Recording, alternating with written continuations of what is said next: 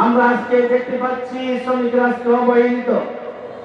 শ্রমিকের অধিকার আদায়ের জন্য সরকার এক এক করে আসতেছে, একের পর এক সরকার বদল হচ্ছে, কিন্তু শ্রমিকদের অধিকার আজ পর্যন্ত নিশ্চিত করা হয় নাই। তাদের নিম্নতম মজুরি আজকে নিশ্চিত করা হয় নাই, তাদের ন্যায্য অধিকার আজকে প্রতিষ্ঠিত হয় নাই।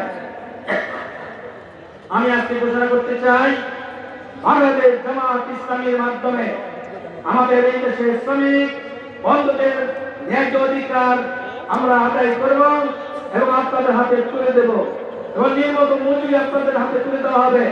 আপনাদের প্রতি অহিংসা প্রতিষ্ঠার জন্য আমরা সংগ্রাম করছি, সংগ্রাম চালিয়ে যাব।